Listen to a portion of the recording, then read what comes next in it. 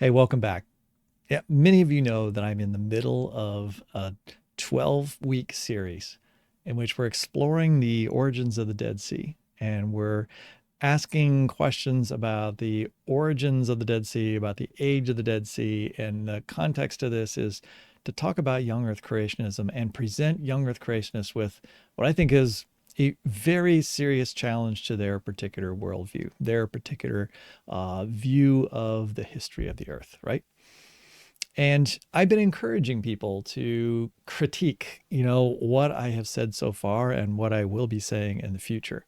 I want pushback. I want, what are effective arguments that I'm making, and what ones are there responses to that maybe I didn't know, maybe I didn't present fairly.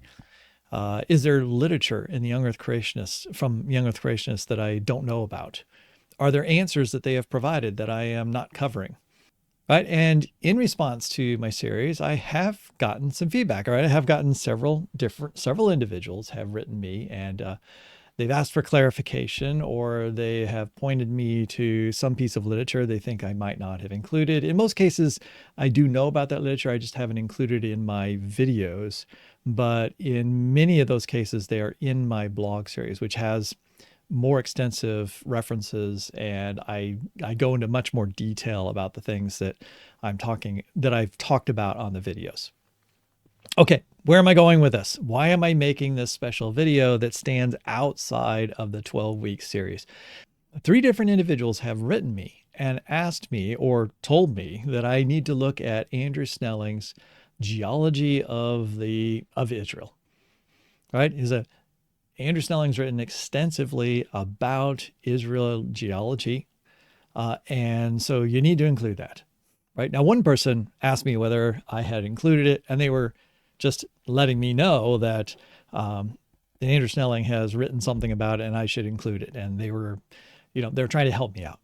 The other two basically sent me it as a challenge. It's sort of like, well, I've been watching your video series, and you have yet to mention Andrew Snelling. And Andrew Snelling's done the most work of any young Earth creationist. And therefore, if he has done the most work by any young Earth creationist, how can you be uh, disregarding him? Like, why aren't you paying attention to Andrew Snelling's work? Why aren't you including that in each one of your chapters, each one of your videos as like, well, here's what Andrew Snelling says, and here's my response to that. Okay, here is my response to those who are suggesting that I am dismissing Andrew Snelling and that he has provided answers, to some of these questions that I have posed, some of these challenges I have posed to young Earth creationists regarding the geology of Israel. Okay, here's my response.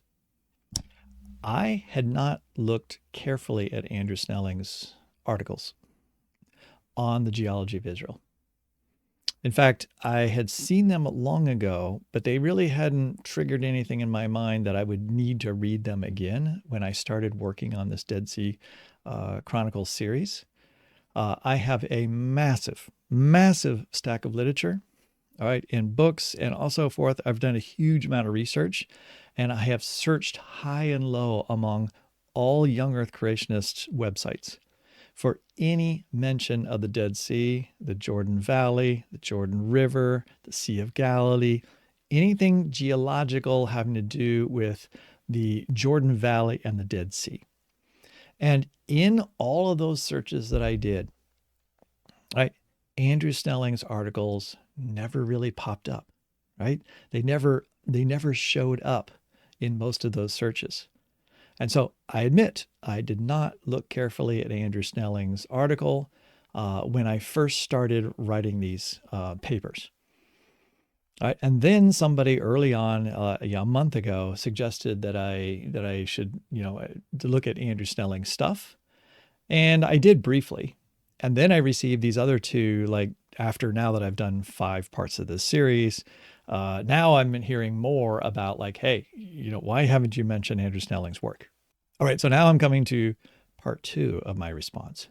Part 2 is like, are you kidding me? That's what I'm supposed to respond to? I'm supposed to be responding to these 2 articles by Andrew Snelling, the 2 that were specifically sent to me? Because if that's the case, then I can only conclude that Andrew Snelling does not have any answers.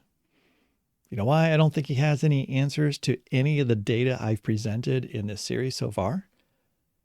It's because he completely avoids any mention of the Dead Sea and the deposits underneath the Dead Sea. He barely mentions the Dead Sea Rift, barely mentions the origin of the Jordan Valley. I'm going to show you what he says, and I'll let you be the judge. Has he responded? Has he provided an adequate response to the origins of the Dead Sea?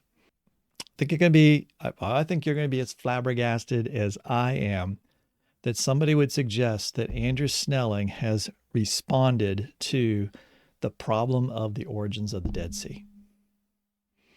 All right, so let's go take a look at his papers. Actually, before we go there, I have this figure up here, and I have this figure up here for a reason, because this is my quick, simple diagrams that I have constructed to show the origins of the Dead Sea from sort of the conventional geological perspective, right? That there was lots and lots and lots of sediments laid down above the basement rock, the crust of the earth, right? Your Paleozoic, your Mesozoic, and then some Miocene rock, right? Horizontal layers, right? Mostly marine, right? And then there's a fault that formed. And that fault begins the process of turning this into two plates that are sliding past each other, right? And it begins to open up. In fact, more faults began to appear. Between the two major faults, there's a big chunk of, sedimentary rock, 15,000 feet of sedimentary rock. And as these two pieces pull away, all right, as these two, large land masses pull away, that land starts to fall in between, creating this basin.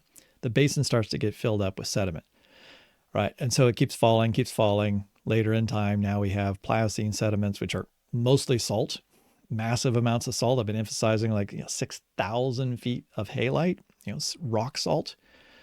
On top of that is another 8 to 10,000 feet of other sediments, including more salt layers.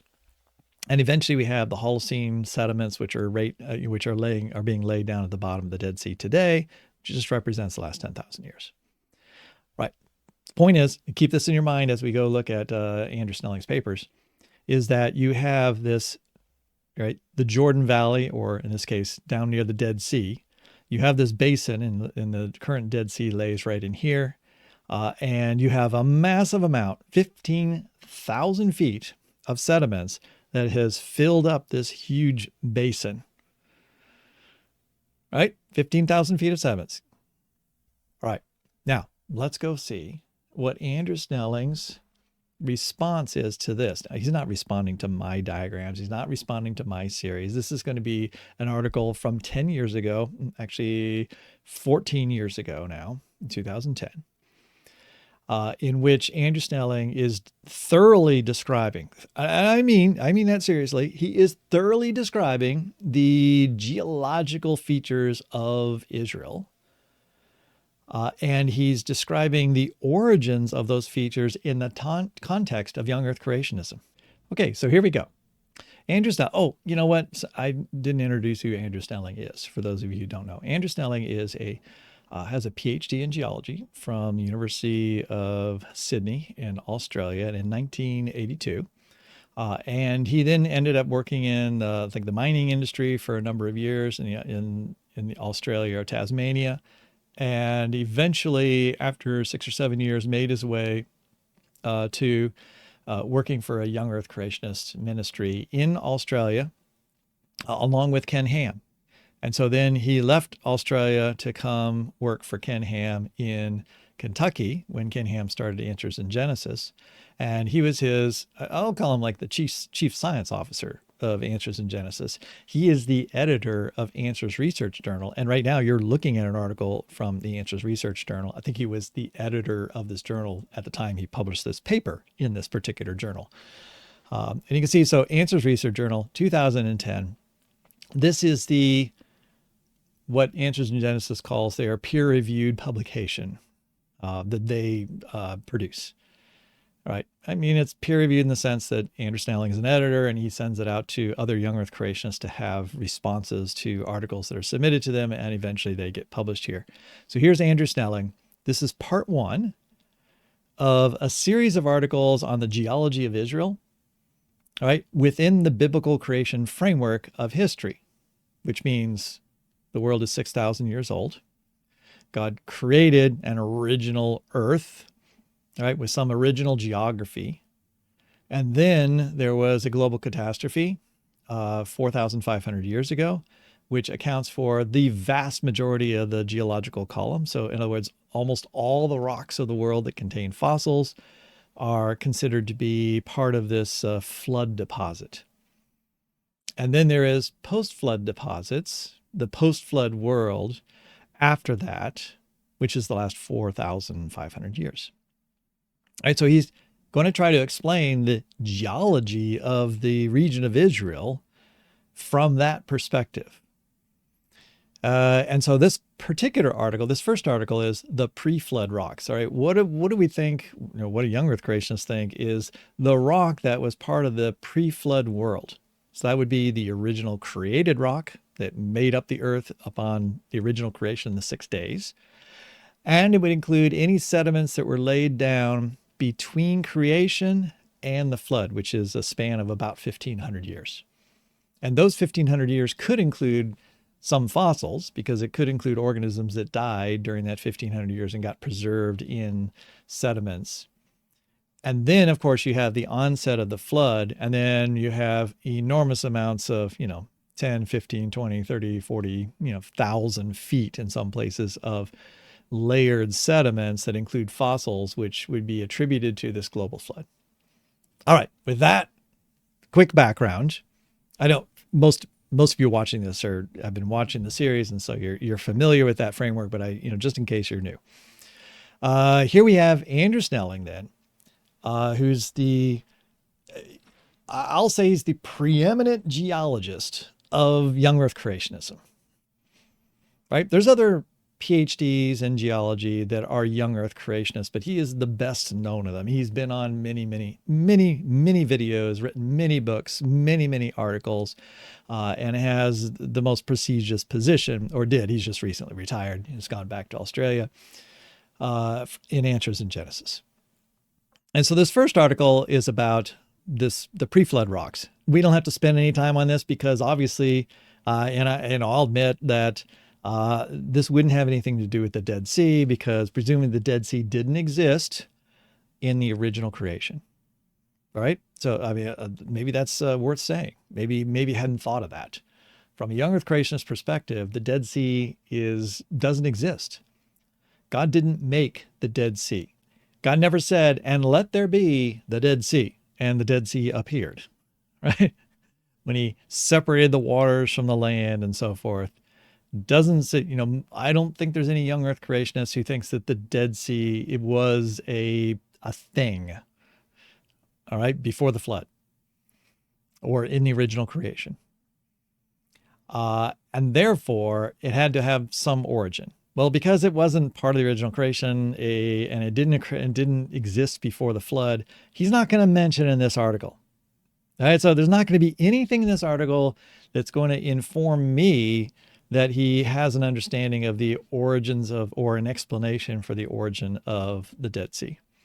But I'm just going to scroll down and show you that he's showing the different geological formations of this is actually the current state of Israel here. This is the bottom of the Dead Sea right here.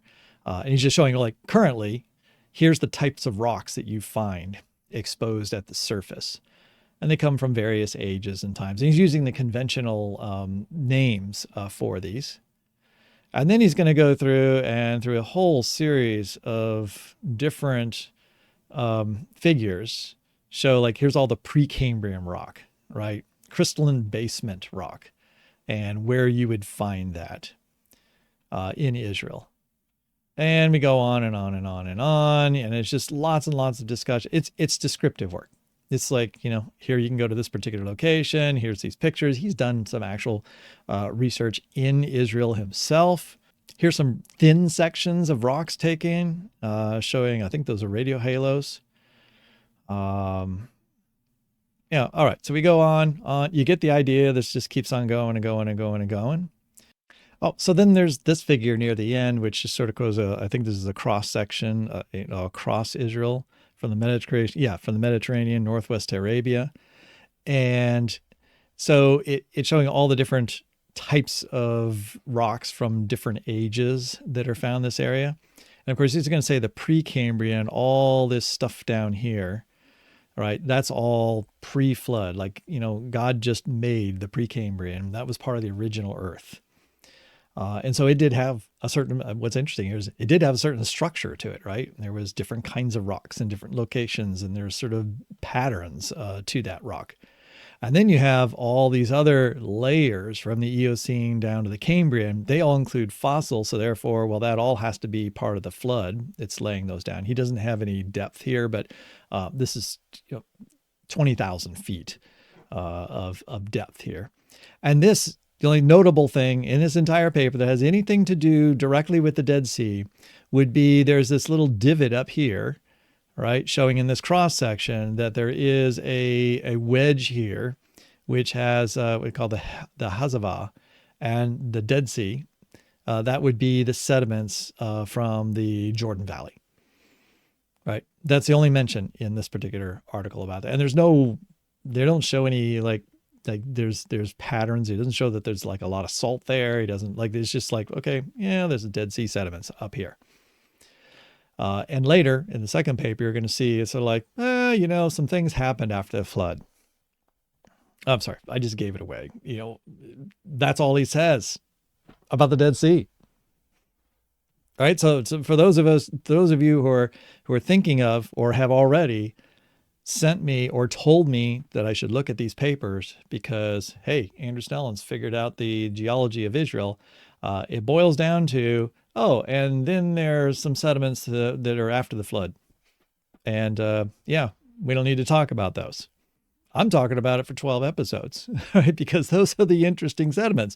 Those are the ones that are really hard to explain. Well, I think they're all kind of hard to explain within a young Earth, but these are especially challenging, the Dead Sea sediments, because they all need to be understood within a post-flood world. And even Andrew Snelling's admitting that the Dead Sea is a post-flood geological formation. The valley itself is a post-flood event, and therefore the sediments that lay in the bottom of that valley are post-flood sediments, meaning they're less than 4,500 years old, and therefore all of that sediment has to be explained. And although it doesn't look like much, and Snelling kind of poo-poos it as like, there's not a lot of post-flood sediments in Israel. It's true. If you go to the top, looking down in the Jordan Valley, and you look at the rest of Israel, which kind of slopes down, it's mostly eroding. All right. There's no new sedimentation. Everything's eroding off of it and going into the sea or going into the Dead Sea Basin. Right. So there aren't new sediments being laid down over most of the land of Israel, but there is a significant amount of sediment being laid down in the Dead Sea Valley itself. All right. But I'm getting ahead of myself because we haven't gotten to the second paper yet. Okay, here we are. Here we're at the second paper that Andrew Snelling published in 2010, The Geology of Israel Within a Biblical Creation Flood Framework of History, Part 2, The Flood Rocks. Now, what about Part 3? Right, because the flood rocks should be like, okay, here's all the stuff that was laid down by the flood. Remember that figure I showed a few moments ago at the beginning? I said, well, what are the flood rocks? So the flood rocks are all those horizontal layers that were laid down across that entire region. And then after all those layers were laid down, which go all the way up to the top of the flood, or when the flood ended, according to young Earth creationists, then you had a fault form, and then you had multiple faults form, and eventually you had the land pull apart. The basin falls, right? The land falls, creating a basin, and then you have sediments that have to fill that basin. But that is after the flood. So they aren't flood rocks. So do you think he's going to mention the Dead Sea sediments in this article, the flood rocks? I don't think so. Of course, I've looked at it already, but you know, if when I first looked at it, I was like, oh, I hope I haven't missed something. I mean, maybe Anderson is going to explain the origins of the sediments in the Dead Sea. And then I thought, oh, I need to look for part three. Wouldn't it make sense? You have the pre-flood rocks, you have the flood rocks, and you have the post-flood rocks. Don't you think that should be the series of articles he should have written? Guess what? There's no part three. I was looking all over for part three. I have searched high and low for part three. And there's no suggestion at the end of part two that there is a part three coming. In fact, at the end of part two, let's just go right down there. Let's go down to the bottom of part two and see how he ends it. Then we'll scan up and look at some stuff. There's a lot of stuff here, right? This is a huge article. Guarantee you that you are one of the first people to look at this. Not the very first, but there can't be very many people who have ever looked at these articles. These are dense geological descriptions. That's really pretty much most it is. Just describing to an audience that has no idea what he's talking about, right? Who would be looking at the Answers Research Journal. There's probably 4 or 5 young Earth creationists that are interested in this kind of stuff and would look at it. And no one outside of young Earth creationism is going to look at it. Well, except for you out there who maybe aren't young Earth creationists, and you're looking at it because I'm forcing you to look at it. Maybe you're just curious now about like what exactly is in these young Earth creationist articles. What are they talking about here? Yeah, let's go down to the bottom here. Finally, on day 150 of the flood, the ark landed on the mountains of Ararat, and 74 days later, the floodwaters had decreased sufficiently for the tops of the mountains to be seen. Right? The formation of such mountains would have required powerful tectonic upheaval processes that overturned an upthrust sedimentary strata. He's talking about mountains after the flood. Right? Young Earth creationists don't think there were giant mountains before the flood. They think that it was basically kind of flat or maybe hilly before the flood. Then you had all the sedimentary layers laid down. Then you had these mountains pushed up, right, by tectonic forces. And there are north of Israel large mountains. Well, Ararat is actually a volcanic, much of it's volcanic. But there are other mountains that are the result of this crust pushing up to the north because of the rift of the Dead Sea, by the way, and that's actually pushing up mountains, right? Simultaneous isostatic adjustments would have also resulted in the restoring of continental land surfaces as the floodwaters drained off into the new deep ocean basins. So the floodwaters are draining away from the continents where all these sediments are laid down, so they're going into the Mediterranean Sea and so forth. In Israel, this great regression, as the floodwaters receded and widespread marine sedimentation ended, he has to explain why most of the rocks underneath Israel are marine in origin. All right, he's going to try to explain that by the global flood laying down lots of layers in water, and so they look like they're marine. Also coincided with the commencement of the rifting that opened the Red Sea and the Dead Sea Jordan River, Rift Valley, along the Dead Sea Transform Fault, as well as the uplifting of the Judea Mountains along the north-south axis. Now, that's what I've been talking about with, you have a rift, and so the continents, the plates start to slide past each other there, but you also have uplift going on. So this whole region's kind of being pushed up, all right, by upwelling well in the magma that's kind of pushing up in this area. And as it does so, right, it's flexing all that horizontal layers to be bent up somewhat, and that's also what's separating too, and you have the basin form in between. Right, he's saying all that's happening basically at the very end of the flood. The waters are running off, there's a crack, and this thing is lifting up, and so the Dead Sea Jordan River Valley is forming, and thus thrust faulting that created Israel's highest peak, Mount Hermon, which is 9,000 feet high, all of which mark the end of the flood event. So this is the very end of the flood. You have the waters running off, the uplifting, and you have the crack that forms that basically creates the Dead Sea Jordan Rift Valley. Okay, so now you know Andrew Snelling's explanation for the origins of the Dead Sea. And his explanation on the surface is the same explanation, just, in 2-year-old language, right? In the sense of like a big crack happened, right? A big crack formed, and the land split open and a valley formed there. And now you have the Dead Sea at the bottom, right? But as I've shown you, it's a little more complicated than that, because if it had just opened it up and if there was any floodwater sort of left around and a couple, some of that floodwater kind of went over the sides and into this new crack and deposited some sediments, would have deposited pure salt?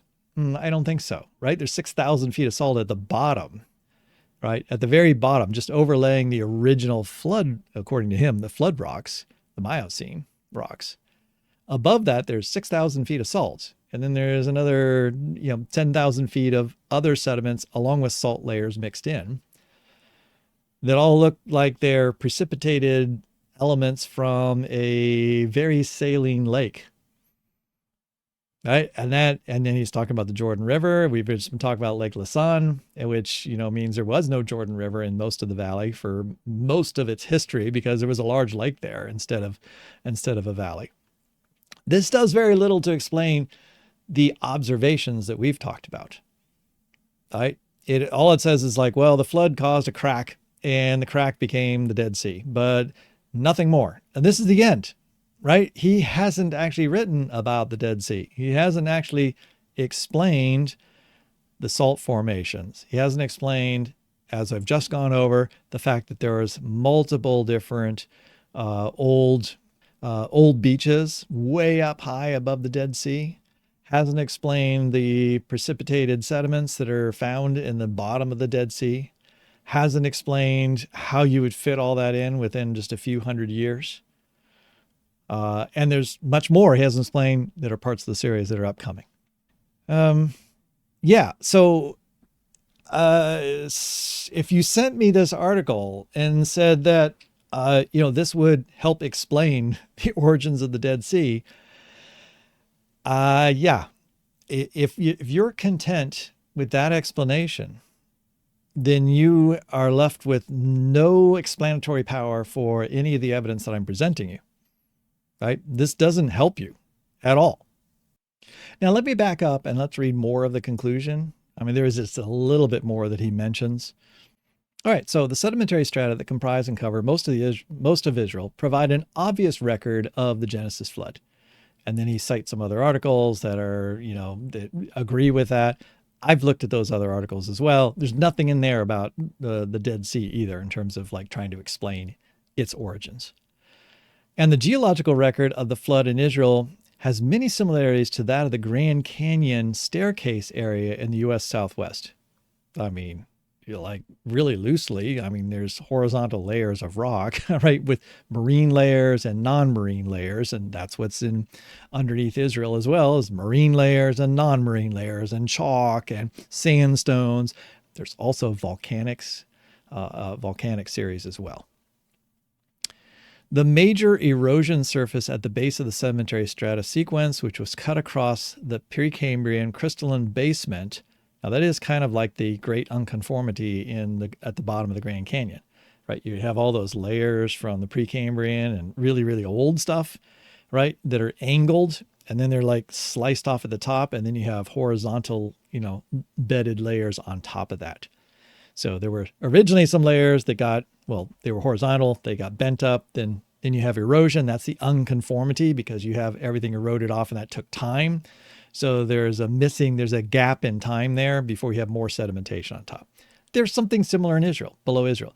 And what he's doing is he's going to try to say, just like young earth creationists say for the Grand Canyon, they say like, that is the original rocks of the earth or pre-flood rocks.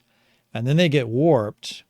And then the flood, when it initiates, basically like scours off those rocks, and that's the unconformity. And then they lay new sediments down, right? And so that is your sign of the pre-flood flood stage, right? The flood post-flood is much more difficult to identify, as witnessed by the many, many, many, many debates among young earth creationists about exactly where that post-flood flood boundary is. Okay, now this wasn't the only mention of post-flood sediments and potentially some sediments in the Dead Sea. So I'm gonna try to identify a couple of these other areas in this article.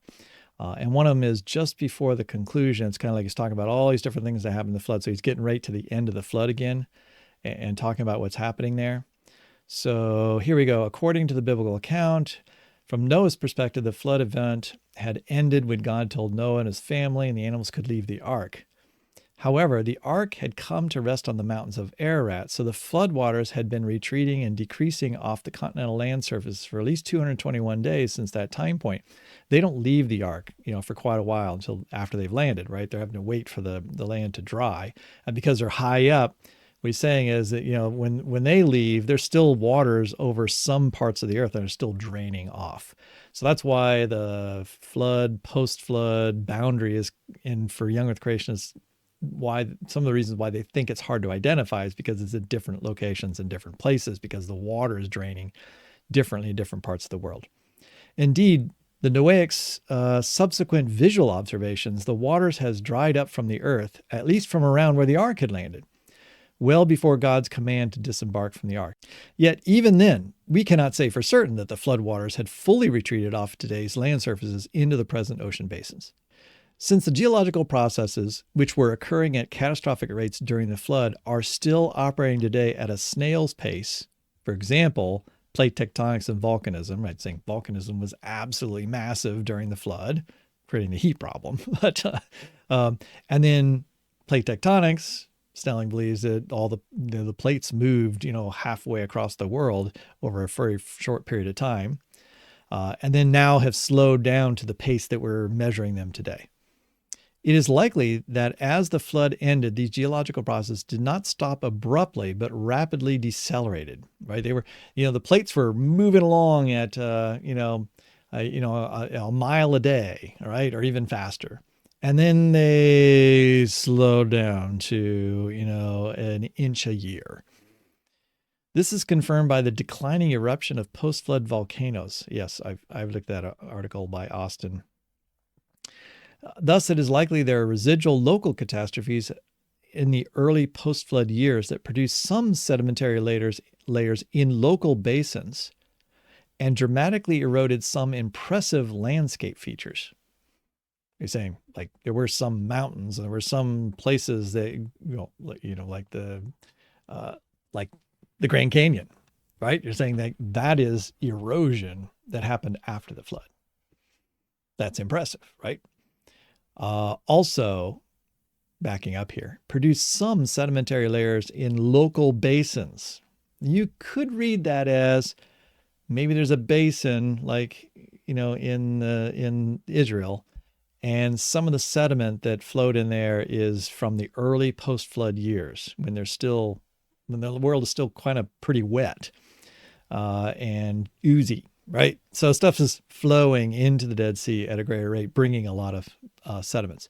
It could thus be argued from the above considerations, I don't know why this is all one piece of text with no spaces in between, that the post-flood boundary in the geological record of Israel coincided with Noah's disembarking the ark, could still be at the Cretaceous tertiary boundary within the Scopes group strata. Well, these are all different groups that he's talked about of different formations.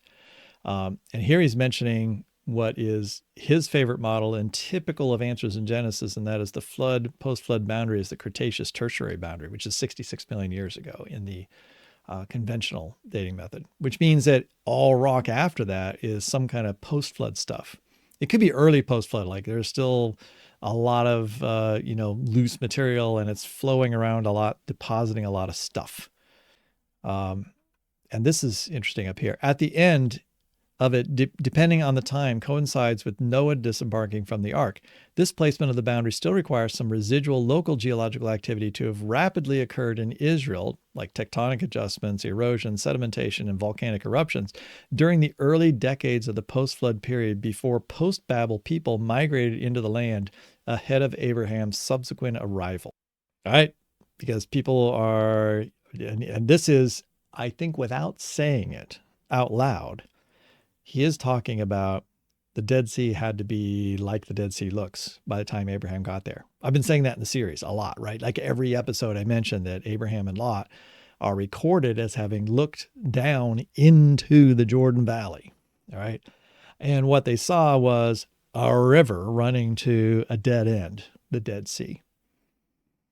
All right. And so by the time they arrive there, the characteristics of the Jordan Valley have to have formed, which means all the sediment below them all had to be in place.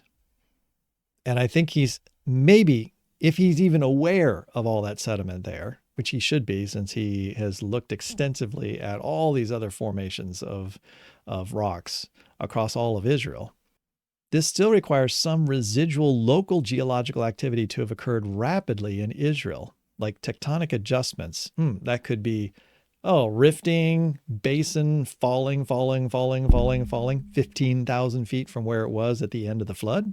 Because remember, the Miocene sediments were like all the way across. The Miocene is, for some young creationists, post-flood. But let's grant that Snelling is willing to say that the Miocene was actually the very end of the flood. Well, now a section of the Miocene has fallen down 15,000 feet, and now there's 15,000 feet of sediment sitting on top of it. So maybe that requires some residual local geological activity to occur rapidly, right? Boom, boom, boom. Like every year it's falling a couple hundred feet, right? Massive earthquakes. The land is falling. The land is shifting. And at the same time, you had to have a lot of erosion to put material into the basin to pile it up on top of the Miocene. Oh, well, that could be erosion, like rapidly occurred erosion, rapid sedimentation, and rapid volcanic eruptions. We haven't even talked about the fact that just north of Galilee, there's massive volcanic rocks that are laid out on top of all the sediments in the valley. Right. And all that volcanic material, didn't happen in the last couple thousand years. Right. It's prehistory. So pre-Abraham. But after all the sediments that were laid down in the Jordan Valley. Right. Well, that's going to be a whole nother conundrum. And all this, according to Snelling, occurred during the early decades after the post-flood period, before post-Babel people. See, if the people got off the ark and then they all collected over there at Babel, which most people see as being like over near the Euphrates. And then when they dispersed from there, they had to come to the promised land, or what will be the promised land, and see what they see today. So that's why it's just decades, like within decades. But now, if you've been watching the series, can you imagine 6,000 feet of salt? Can you imagine tens of thousands of little couplets, right, of what seems to be annual cycles, back and forth in a lake that's gradually drying down, but not always going down, but sometimes going up, showing that there's different environments there. Large lake listen being present, different salinity levels, the growth of stromatolites at different positions, right? And I still have 6 or 7 more episodes to go, in which I'm going to introduce you to a number of additional forms of data that contradict any kind of way to squeeze all that into his decades of rapid occurrence. Anyway, this paragraph right here, this is basically it. This is basically Andrew Snelling's explanation for the geology of the Dead Sea Basin. This is it. I can't find anything else. So if you want to send me this article, you want to tell me that I have to talk about this article, or if I hear somebody tell me that, or tell somebody in the comment section that, well, look, Andrew Snelling wrote, 75 pages of material. This article alone is 52 pages long. All right. He talked for 52 pages about flood rocks, and just let me scroll through here. All right. Lots of graphs, lots of charts. Here's all these different layers. All right. So he's going into different locations. Here's the lithology here. Here's the type of sediments here. right? And he's trying to relate all of these to different parts of the flood: early flood, middle flood, late flood. You have marine layers, you have non-marine layers, you have chalks, you have some volcanic material. Again, I think this is like a lot of this is really, um, I mean, because he believes there has to have been a flood, and all these have to be from the flood. He simply says they're flood deposits. I don't think he makes compelling arguments that they're flood deposits by any means. But yeah, I mean, you get this. I mean, here you've got, yeah, these are basalts, right? Somewhere in the middle of the flood, there's like volcanic material being laid out, between other layers of sediments. I don't know exactly how that works. Yeah, and all kinds of fossils, right? Oh, fossil footprints, fossilized dinosaur footprints in trackway on exposed pavement in dolomite from the Middle Cretaceous. So right there in the middle of the flood in Israel, these layers being laid down under a catastrophic flood, and dinosaurs are walking around. It looks like they're walking around on some semi-dried mud, which somehow got exposed and dried out enough for a dinosaur to be able to walk on it without actually sinking into it. Right? Because all that mud has to be dewatered somehow. Enough water has to evaporate from that to give it enough strength for you to be able to walk on it, especially for a very large dinosaur. Look at these. Look at all these different volcanoes. Right? Lithostrophic relationships within the Middle Cretaceous Judea group strata and the Mount Carmel area. Though dominated by limestones and dolomites, there are frequent intertonguing lateral and vertical facies, locally interbedded volcanics, and some claimed fossil reef structures, which he does show one of those too. So in the middle of a flood, which is laying down all these other layers of rock, which is hard to understand how dolomites laid down in a catastrophic flood, which should have had, sands and all kinds of other sediments mixed in. And in the middle of that, there are, volcanic eruptions occurring.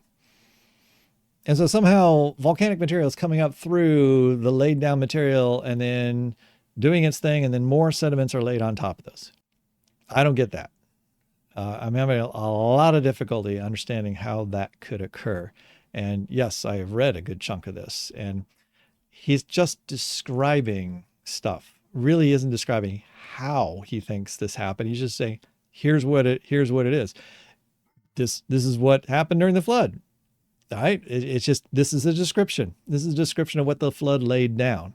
He's not actually making a strong, like, mechanistic explanation for how this got laid down exactly, other than the flood caused it. Yeah, I mean, you get that. This is a lot of work. I'm not saying that this wasn't an enormous effort to put all this together. The flood post-flood boundary, right? And there you finally have the Hazavah formation, which is this part in the Neogene, which he's admitting are just like the upper sediments, right? But it is still a large amount of sediment, as you've seen in my series. So there we go. All right. Did you read that fast? Did you get all that? Okay, let's back it up. Let's summarize. Here's my summary. Where's part 3? Right? Part 3 should have been, what it should have done is it should have been pre-flood, flood, and post-flood, because the Dead Sea, the Jordan Valley, the Dead Sea Rift transform fault, and all the sediments associated with that, that's one of the most dramatic features of Israel, right? That whole region, that is one of the most dramatic, obvious features of that land, right? And the fact that it's 1,400 feet below sea level, don't you think that begs for some explanation? Like, you have this global flood, everything's covered with water, sediments are piled up, and yet somehow after the flood, you end up with this deep hole. How is that hole created? Now, yes, he says, oh, there was a rift, all right? But there should be so much more to it. There's so many interesting features here to have to explain. But the primary one is the amount of salt. Where does the salt come from? I just keep coming back to that. We haven't got to talk about Mount Sedum yet, but we're going to talk about, in that case, more than 6,000 feet in that particular area of almost pure salt. All right. It's halite rock. And I find no explanation for how a flood would deposit pure salt. Right? Any flood should have other sediments mixed into, along with salts. Well, I know the flood is going to dissolve salt, for one thing. So how do you deposit large amounts of salt in a concentrated area?